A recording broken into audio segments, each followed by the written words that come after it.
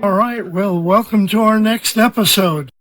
Last time we left off putting some copper shielding inside the control cavity, and we're ready to glue the two halves, the front and back, together now. You might notice these little pins sticking up.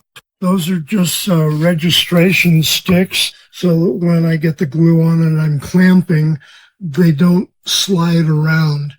The glue acts like a lubricant when you start clamping, and it can shift all around. You can see how this rotates. Well, that's what they do without these registration pins.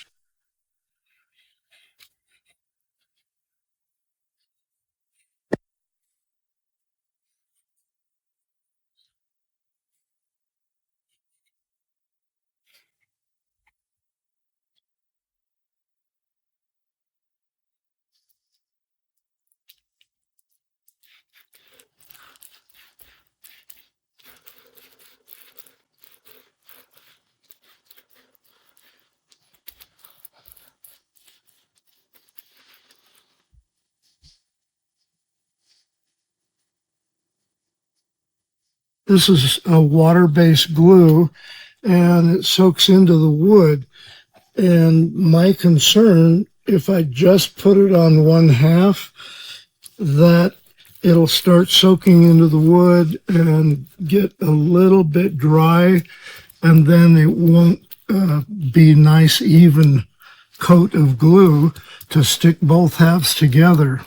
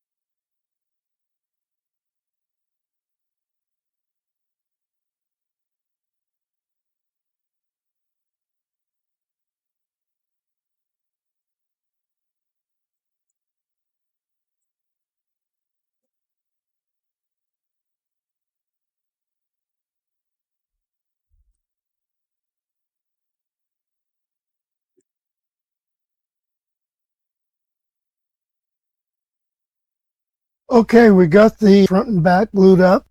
We're going to go ahead and take care of gluing the fretboard onto the neck now.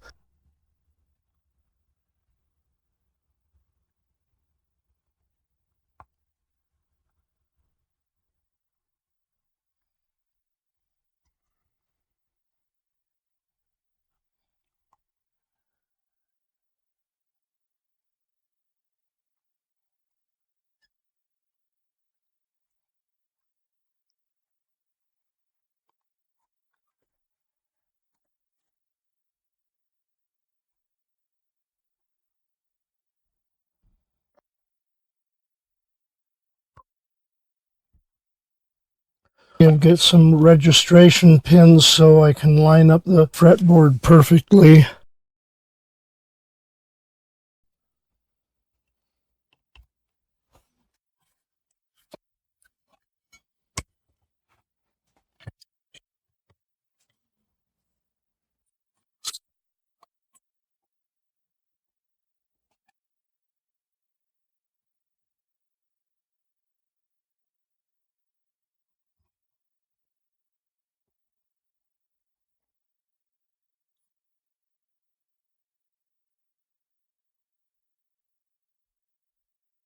Okay, thanks to the miracle of time-lapse photography, the glue on the body is already set up. We've taken off the clamps, and so we have the front and the back already set, and it's ready to trim to the body shape.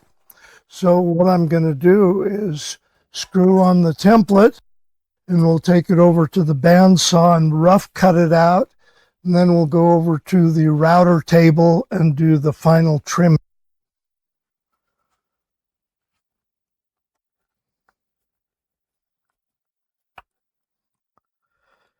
Okay, template's on there good and secure. We'll do some rough trim on the bandsaw, and then we'll route it.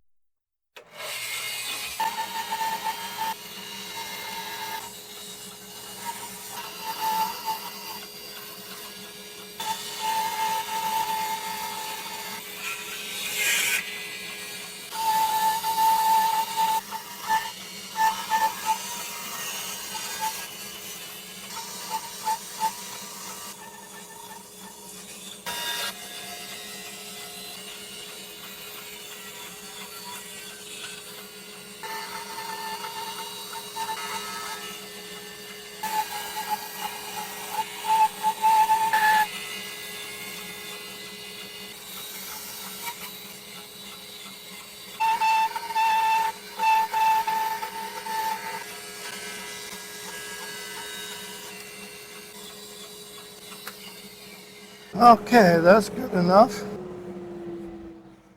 Some real expensive firewood.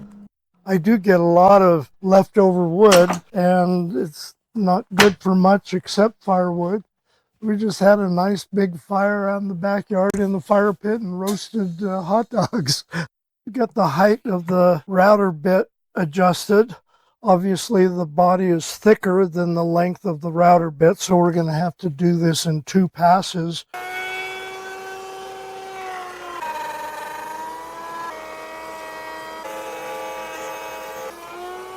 I'm going to explain a little bit about the router bits.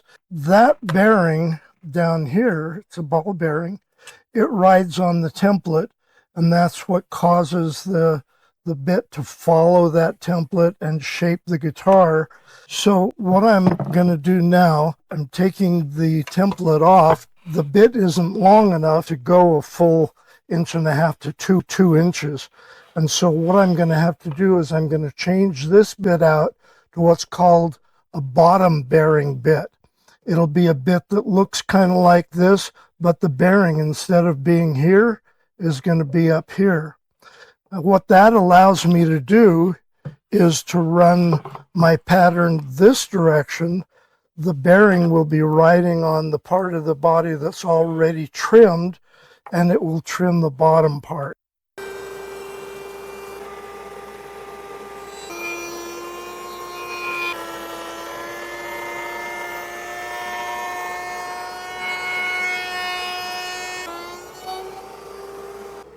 Okay. It's still not a perfect, smooth curvature. I don't want to have any imperfections like that. I take a lot of time to sand this, and that's time consuming, and it's really one of my least favorite things to do is sanding.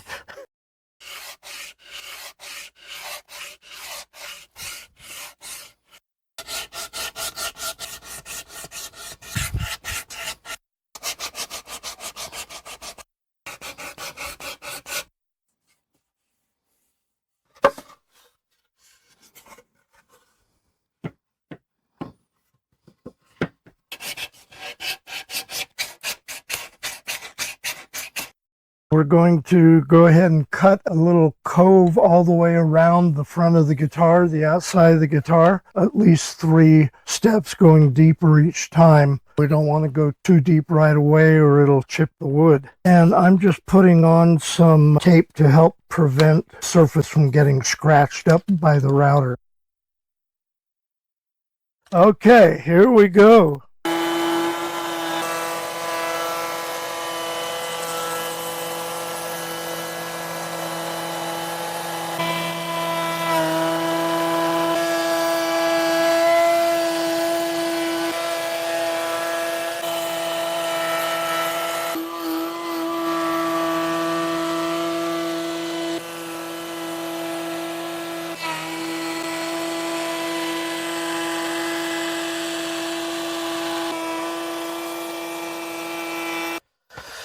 Yeah, mess. Next, we'll have to do a little roundover route all along the back. I'm going to put binding around the guitar, so I'm going to route a channel all the way around the edge down here.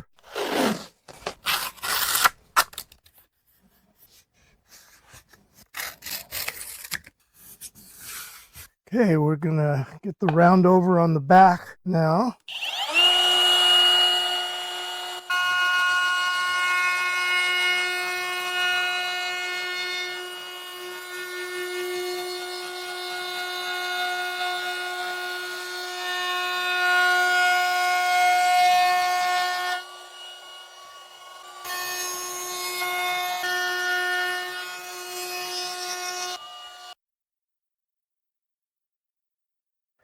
We're going to cut the binding channel in both the neck and the body. What that is a router that cuts a very thin channel. In this case, it's only 1.5 millimeters thick. And that's to accommodate the binding that we're going to be using, a cream color binding that's 1.5 millimeters thick. And it is 1/4 inch wide. That's going to go along the side of the neck, and it's going to go around the body. Same material. Okay, let's see if it's going to work.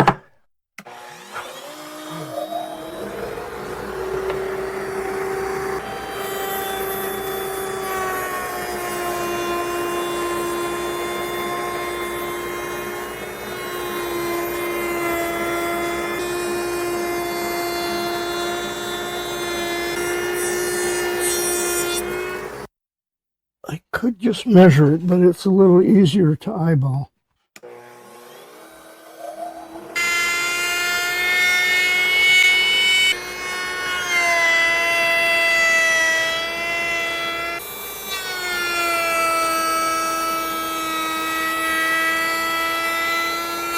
So when this is ready to install the binding, I've got some sanding to do first. It'll get glued in, and you see it'll fit just like that, nice and flush with the surface, the edge of the guitar. This will be trimmed nice and flush with this Cove. After I get the binding in, then we do a little something special to the contour to make it feel more comfortable when playing.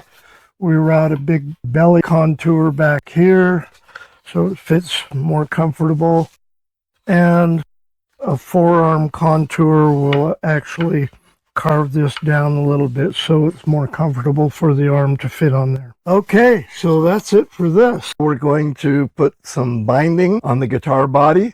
There's several different ways to do it. One way is to use a special binding adhesive, which I'm going to use today. The binding is a plastic binding. I've already put the binding on the neck. That's really kind of boring, so we're not going to film that. I used a different method on the neck. And one way of doing it, like I did on the neck, was to put some tape on it to hold it in place, and then use acetone and let the acetone flow between the wood and the binding.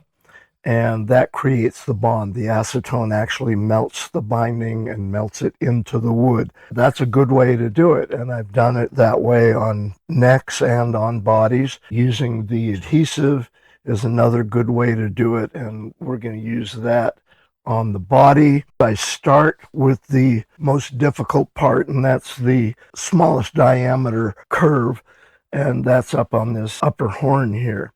What I've done and what I typically do, I kind of pre-bend the binding. I heat it with a hot air gun and tape it in place so it cools to the shape of the body.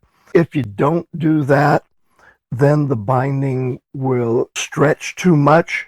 If I bend this too much, you see how it turns white. You can't get rid of that white, but if you heat it first, then it bends easily without stretching it to the point of causing that white in it.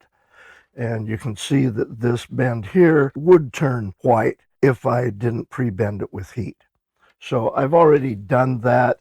You can see it's pre-bent. When we get around to this one, I won't pre-bend it like I've done here, but I will heat up the binding a little bit so it'll make that curve without getting that white stretch mark.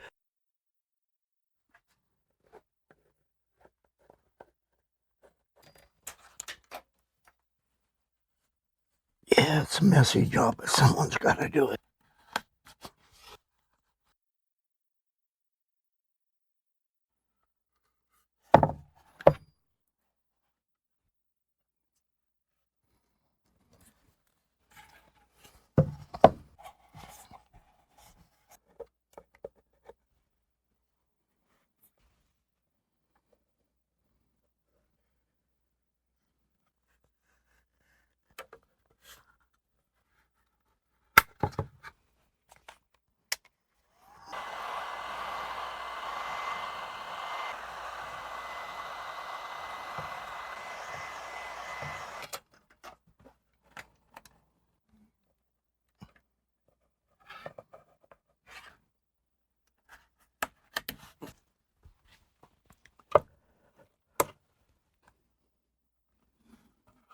with a little luck, that'll turn out being beautiful. Sometimes it takes a little skill, but mostly it's a little luck. Now I'll show you that rubber band technique.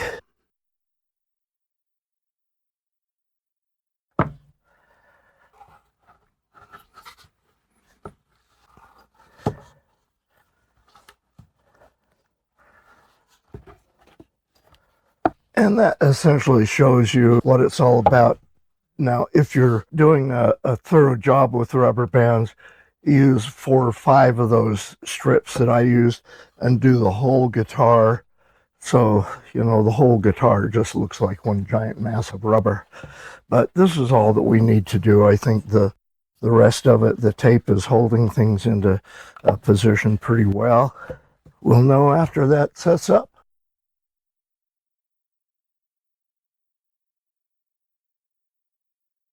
What we're going to do now is put the curve on the fretboard. I have this special jig that will put the curve in. The radius that I'm putting in my fretboard is a 10-inch radius. This particular jig has replaceable parts here for different radiuses. So you can see this part goes up and down the length of the neck. This part that the router's in can go back and forth. So we can keep going back and forth and gradually increasing the depth of the router bit and gradually increasing that radius on the fretboard.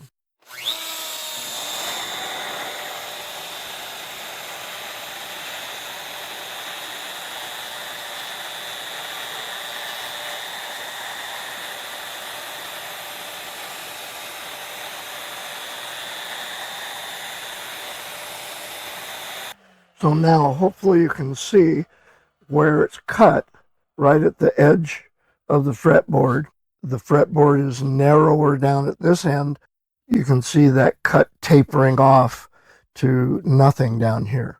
So gradually we're just going to keep increasing the length of the bit and keep going back and forth until the entire fretboard is radiused right down to the center of the fretboard.